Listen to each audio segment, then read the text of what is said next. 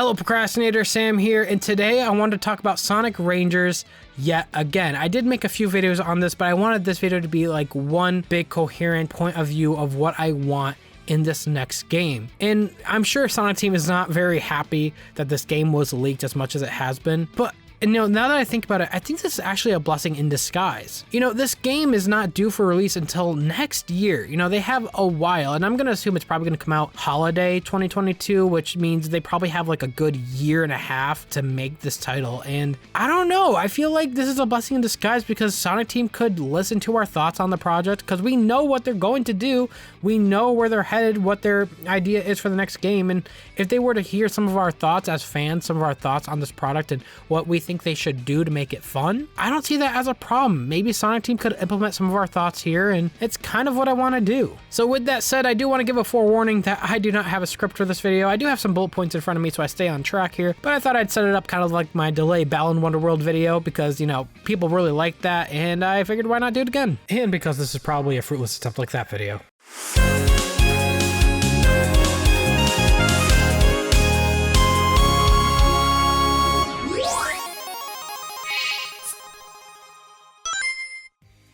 So with that said, let's jump right into it. So recently we had the Sonic Central live stream. For those that's been living under a rock, we just had this stream which would showcase, how Sega was planning to celebrate Sonic's 30th anniversary, and they were going to announce, events and projects. One of these events, at the very end of the stream ended up being the next mainline Sonic game. This is something that we didn't know for sure if they were going to reveal at this event, but I'm really happy they did. Because to put into perspective of, where we are as fans, Sonic Forces came out, late 2017, and it's been close to 4 years since that game came out, and we have been starving for news on the next mainline Sonic game.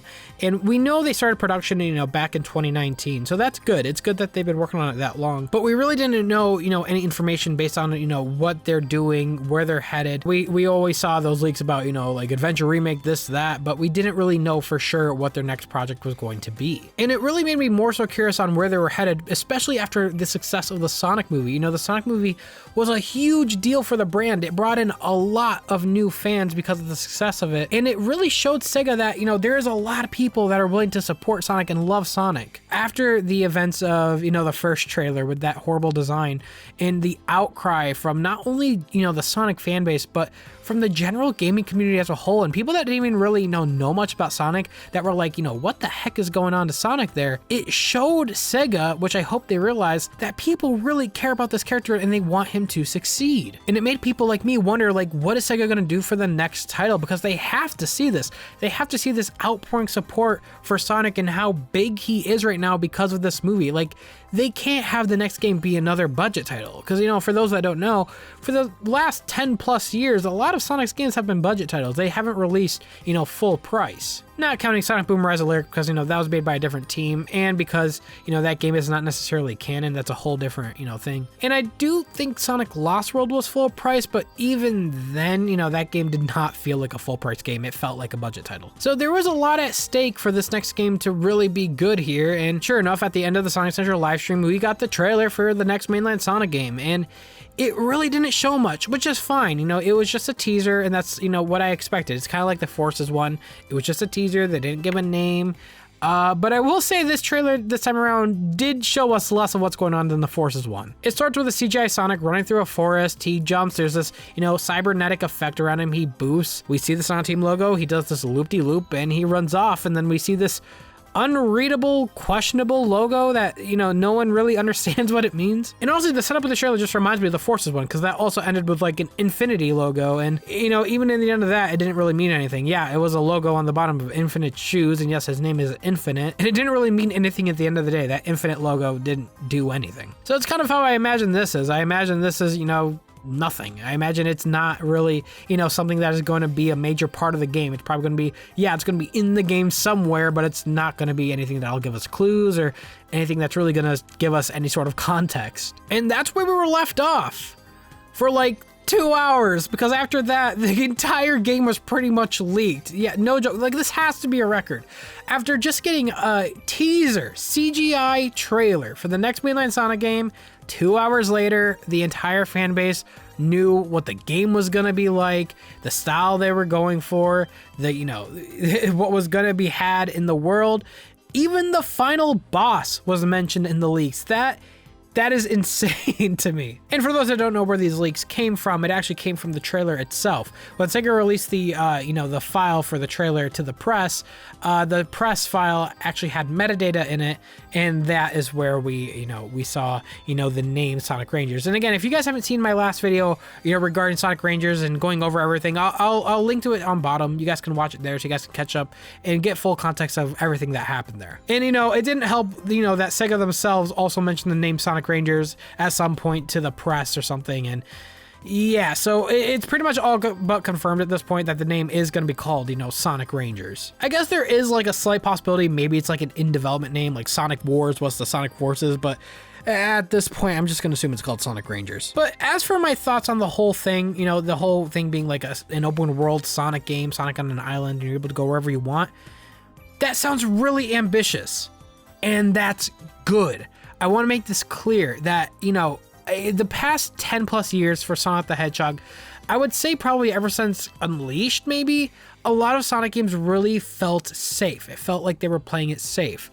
A lot of games were very fast, maybe 3 hours max. A lot of them use a lot of the same aesthetics, like those classic aesthetics. I would say it's probably since Sonic 4 is when Sonic Team really started to hone in on the classic aesthetic of like Green Hill. And I don't blame games like Generations for this. Like Generations at the time was new, it was unique. It was a way to celebrate, 20 years of Sonic. So I don't blame them for using like old levels there. At the time, it was still a fresh idea. It wasn't totally bad, like classic Sonic being there, Green Hill Zone returning. It wasn't until I want to say after Generations where it really started to get kind of annoying, because after Generations, we had Sonic 4 Episode 2, which had more classic aesthetic. We had, Sonic Lost World, which had even more classic aesthetic. We had Sonic Mania, which was a whole classic thing. And then we had Sonic Forces, which, yes, it had new stuff and was also, modern stuff.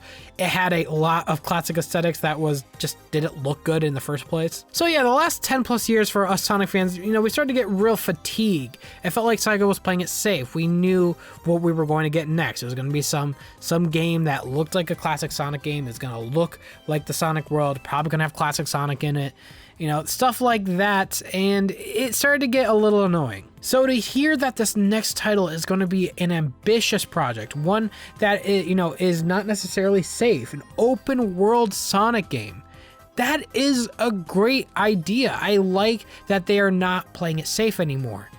But, this is a big but, we're talking about the team that made Sonic Forces that is making the next game, Sonic Rangers. This team is not known for making open world games. This team has made nothing but hallways for the past 10 plus years, and that scares me to hell. And I feel like as Sonic fans, it is okay to say that we are scared for the next title, because we have every right to be scared. We have every right to be skeptical.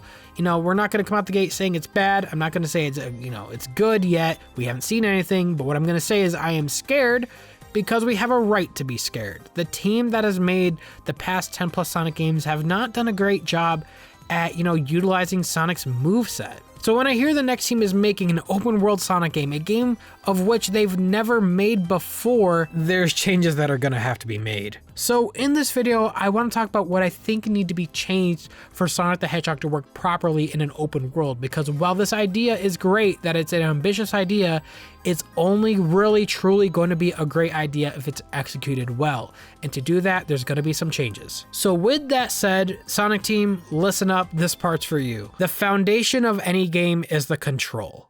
When you have the control of the character, then you design maps around said control. So with that said, I want to say this right now, modern Sonic's control in a 3D space, and the reason why I specify a 3D space is because the next game is going to be in a 3D space, it's open world, remember that. If the next game is going to be an open world, and you have the controls that you gave Sonic for the past 10 plus years, it is not going to work. Boost Sonic does not control well in a 3D space. There is a reason why Unleashed, Generations, and even Forces were designed like hallways for Boost Sonic. There is a reason for that. And while there is parts in the games where there is small, like open parts where you get to move around a little bit, you know, if you really controlled those in an open area for a while, you're gonna really feel what I'm talking about here. In fact, for those that don't believe me, I implore you right now, boot up Sonic Forces and go to this part of this stage. This is like one of the only stages where you get to play as modern Sonic in an open area. Move around with him, move around, jump onto the other platforms,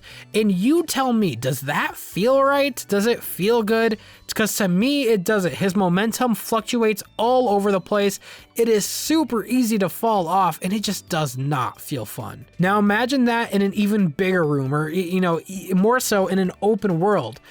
I don't see it working out that well. Not without changes, at least. Not to say it can't work, it just needs to be tweaked. You know, and I know why Sonic Team is making, you know, a project like this, you know, because there's a lot of fan games out there, Sonic fan games, where it's an open world game. You know, think about it. How many Sonic fan games have you seen where it's an open world, you know, type style? And I'm sure that's the main reason why Sonic Team wants to take on the challenge, because they see that fans, you know, want that. Now, for me personally, you know, I never, you know, advocated, you know, specifically for an open world Sonic game. I just wanted a Sonic game that controlled well and had fun levels. But I think an open world idea is not a bad idea. But if there's anything Sonic Team should notice from those fan games, is that most of them play with momentum at hand. I always ask people this, but what made classic Sonic so likable? What made him different from every other video game character at the time? What made him the icon he is today? It is the unique gameplay style of Sonic the Hedgehog. It is that momentum. It is that speed. It is what makes Sonic who he is, and that is something that no other game has been able to replicate fully in a 2D game. And the only 3D Sonic game that I could think of that came close to having that, you know, gameplay style of momentum at hand, I would say it's probably, you know, Sonic Adventure and Adventure 2. Well, those games are not perfect in terms of, you know, momentum, and I think you could definitely see some of its age there. They did have something at hand, but they did end up throwing it out, you know, that gameplay style out after Adventure 2. I feel like if they worked at it more and they fleshed it out more, they would have got closer to that momentum gameplay style that, you know, we loved in those classic games. And that is the style that a lot of these fan games in particular use in a 3D space, because that's what makes it fun. There are two, you know, fan games that probably come to mind when you think of open world Sonic game. They're the most popular. I'm talking about Sonic Utopia and Project Sonic Hero. Or I'm sorry, Sonic Project Hero. One of the two. Anyways, and I will say I will be focusing more on Utopia because that is something we actually played, and Project Hero is not, you know, completely done yet, but we have seen gameplay video of what it'll be like, and it's pretty similar, and you could tell that there is a good amount of momentum in that game. And I do want to get a little specific here to what I'm specifically talking about for Sonic Rangers. You know, the leaks already mentioned that there is the boost style in the game, which is fine. They did mention that the cyberspace levels, which are essentially kind of like, you know, the special stages of the game, those are going to be playing like the boost games, and that's okay. I think boost is still a good style of gameplay, only when it's designed well though. And I'm not talking like, you know, like Sonic Forces well. I'm talking like, I want the levels to be designed like in Unleashed. I think Unleashed and Generations have some of the best, you know, level designs when it comes to the boost gameplay, because it's not automatic like Forces was. You have to be attentive, you have to react on time, and there is a lot of secret pathways you could take if you play the level over and over again. Sonic Forces didn't have any of them. The only alternate pathway Sonic Forces had lasted maybe a couple seconds, and most of the game was automated. So automated that the game even turned for you when you were to hit a corner. From what I remember, you know, Unleashed Generations never went that far as to take the control away from you that much. It wasn't perfect, I'll tell you that much. Like, you know, Unleashed and Generations, even Colors, it wasn't perfect. It did have some automation there, but not as much as Forces. And again, there's a reason why I am scared for the next game, because the people that are making this game are the people that made Forces. So when it comes to the cyberspace levels, you know, using the boost formula, which is already a thing, we know that's going to be a thing, that is fine, but the team needs to make the levels fun and not automated. That is a huge thing. But what I'm really referring to when I say Sonic's movement needs to be tweaked is for the open world part of the game. As I mentioned, I do not think Boost Sonic, especially the one from Forces, does not work in a 3D space. So tweaks will have to be made. His turning needs to be tighter. When you turn with modern Sonic in the recent games, his turn feels like really stiff, like it's really hard to get him to turn. He feels like really heavy. His momentum fluctuates so much. But when you look at games like Utopia, and you look at games or what we've seen so far of Project Hero, you could tell those games have momentum in mind. That's what makes Sonic fun, because that is also the skill gap for Sonic games. When it comes to every game, there's always this skill gap between new players and, veteran players. And what differentiates, new players from old players when it comes to Sonic the Hedgehog games, or more specifically, games like Sonic Utopia, are players that are able to, use the momentum well and to get through the level as fast as they can. And I think that is what has been lacking from Sonic the Hedgehog, because I feel like almost any person could pick up Forces and play it, because the game is so automated and it gives you the speed without you having to earn it. So for this open world, I think they should really focus on momentum. I think they should design the world to have the loops, to have the hills, to have, those cliffs that Sonic could jump off of and, land back onto a loop to gain momentum. I think that stuff is important, not only, to have that Sonic the Hedgehog aesthetic and world feel to it,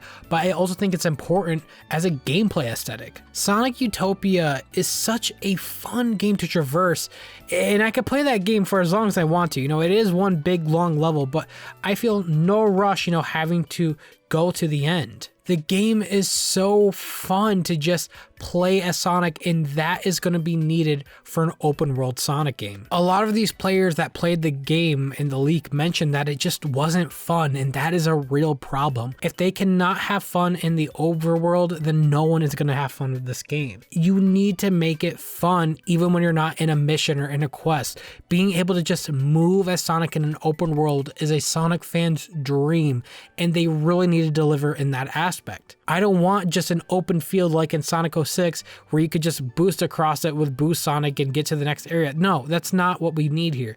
We need a world that is designed for Sonic's speed. We need a world that is designed with momentum at hand, with the loops, with the corkscrews, with the hills, with the cliff sides. It is needed for it to be fun, for Sonic to be fun in an open world. There's a reason why a lot of these fan games have momentum and not boost. Even for the ones that do have boost, they also do have momentum, and that is why it is so important for Sonic Team to have that in Sonic Rangers. And I think it is a good idea for them to have the momentum aspect when it comes to an open world Sonic game, because the momentum is, again, already what differentiates Sonic from other, gaming icons out there, and to have that in the open world will differentiate this game from games like Breath of the Wild, from games like other open world, titles. I think it's needed so it doesn't blend in with the rest of the crowd. The aesthetics of the trailer did give me this, gray and, like ruiny type look to it, which I guess is fine for like, the Mystic Ruins and stuff like that in the Echidna tribe, but I also want to have different,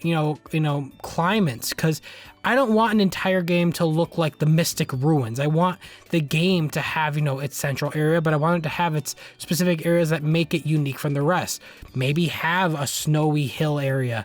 Maybe have, your volcano lava area. Have your electronic area when it comes to the cyberspace stuff.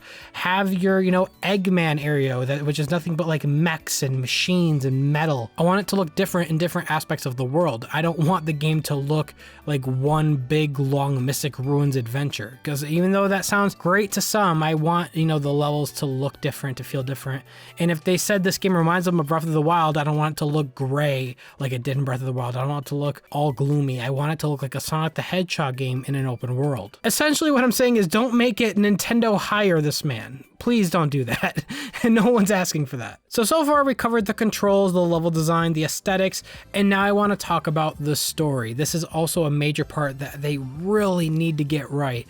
For the past, I don't even know how long, but the story in Sonic games have not been really all that great. I want to say it really started, around Generations, when it felt like they really stopped caring about the story. At least with games like, Unleashed and with, Colors, at least there was a story there. Even though it was a minor one, at least it was there. And especially with Unleashed, Unleashed's story was actually pretty dang good, all things considered.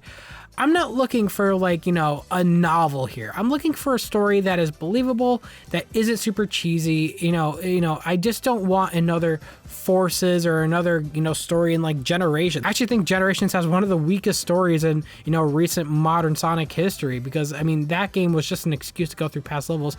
And while it was fine because the gameplay did kind of make up for the lacking story, in games like Forces, nothing made up for the lacking story. There was no gameplay to rely on. So why not try to get a win in something here, Sonic Team. Let's try to get a story that's written decently well. It doesn't have to be written cheesy. And I also recommend not writing it in Japanese first. That's something I mentioned in my Forces review, is that you guys wrote the game in Japanese and then you guys had it translated over here. And it's like, why are you doing that? You know, your main demographic for Sonic the Hedgehog is in the United States. It's in the English-speaking areas, so why not write it in English first with an English writer, let's say Ian Flynn, you know, wink, wink, nudge, nudge, and then have it translated everywhere else. I really think for an open-world Sonic game, you need to have, you know, a story that makes us want to play this game for as long as it is. And that's another thing, because I imagine this game is going to be longer than Forces. I imagine it's going to be quite a long experience, because if you're going to feed me an open world Sonic game, or an open world anything, when I imagine an open world game, open world games are not short games. They are games that take time, and that's fine. But if you're going to have me play this game over and over, then you better have a damn good story at hand. I don't want to cringe when Sonic speaks. I don't want to roll my eyes when a character does something that is not in their character. I don't want Tails to, you know, which actually, speaking of which, that doesn't sound like there's any other characters in this game. Yeah, it's another thing. A lot of the leakers mentioned that it was only Sonic, and well, that could be because, you know, it is early access for them to like play this game. It does sound like it's going to be only Sonic playable, which is disappointing. It really is. In fact, the last time I want to say we had, you know, full control of different characters and to, you know, utilize, you know, their different gameplay styles would be 06. You know, people like to mention Black Knight, but I don't think it really did a whole lot of a difference when you play as different characters. There was a small changes here and there, but not a whole lot. And even then, Black Knight is, again, like an auto runner type thing, kind of like Secret Rings. And while you don't have Sonic running automatically for you in that game, it is still kind of like an auto runner. So for a fully fledged 3D game, it really was 06 was the last time. And again, I don't count Sonic Boom. That was not made by Sonic Team, and that was not technically in canon of the main series. But if you're going to do just Sonic, then you gotta make his gameplay fun. You have to. And that's why I harken back to the momentum-based platforming, why it's so important for Sonic to have that, because you need his gameplay to be fun if you're gonna force us to play with him, and only him in every single game you make. And when it comes to the story, why not add some continuity? I know Forces completely destroyed continuity when it came to how they treated the characters, how they acted, and, you know, even with Classic Sonic, you know, in Classic Sonic Generations, he was a younger version of Sonic, and then in Forces, he was another dimension Sonic. Let's have some continuity here. Maybe have Infinite return. You know, I do want to mention this.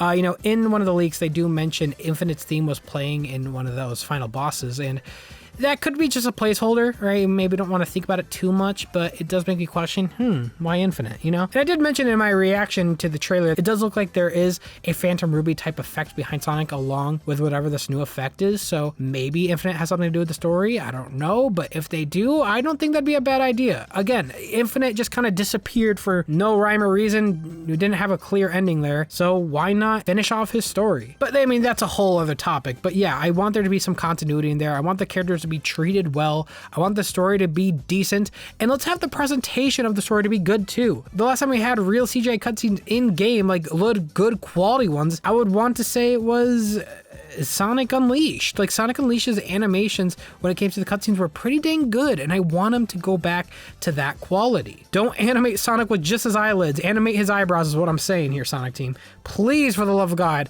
animate his eyebrows. Sonic is such an expressive character. He's such an appealing character to look at when he's animated right. That's what the Sonic movie should have taught you. That's what, you know, Sonic in any other media like Wreck-It Ralph should have taught you. He looks so good in those. Let's do those in the games now, please. And maybe go the extra mile and have them animated by Marza for the cutscenes. Have them look great. Have them look like movie quality cutscenes. If you can't go that far in terms of budget or anything like that, then at the very least, please have it to the quality Unleashed had for their cutscenes in game. And that's really what needs to be done here. It's the foundation that needs to be corrected, and then everything else should probably fall into place for Sonic the Hedgehog. Because a lot of times when it comes to a lot of these modern games, I feel like the foundation is where the first problem lies, and then it just creates a domino effect. So to end it off, what I'll say here is that for Sonic the Hedgehog or for Sonic Rangers to be successful, or for Sonic to be successful in an open world game, you need to fix the foundation. You need to tweak the control Sonic had. You need to add the momentum. You need to fix the level design. You need to fix the aesthetics, and you have to fix the story. If you do those, this game will be great. It'll be a great game, and it would have been worth the 4-year-long wait. I really don't think you can afford another mess up, Sonic Team. We waited 4 years for this. 4! There is no excuse at this point. It's like what Sonic said to Infinite in Sonic Forces. It's time to put up or shut up. And I mean that in the nicest way possible. It is time to really show some big guns with this title, because I think all the fans deserve it. I think the new fans that entered the series thanks to the Sonic movie deserve it. They deserve a good first impression. And if this game is coming out, or next year, it should be advertised with the Sonic movie. Make a good first impression, get new fans involved, be like, oh man, that game looks good, I'm gonna get it. Do that, Sonic Team. Do that. Increase your brand. Do something great for the series. Quality is super important, and that is something Sonic the Hedgehog dearly needs. With that said, thank you guys so much for watching this video. Sorry for all the rambling, sorry for the stuttering. I just wanted to get this out there. If you enjoyed this video, please hit the like button. I seriously appreciate it. And if you guys want to stay up to date to my channel and become a procrastinator, hit that subscribe button. That way you could be notified whenever I upload. And if you think any of your friends would also enjoy this type of content, feel free to share the video. I seriously appreciate that type of stuff, and you guys supporting my channel means a lot to me. With that said, this is Sam signing out. See you later, procrastinators.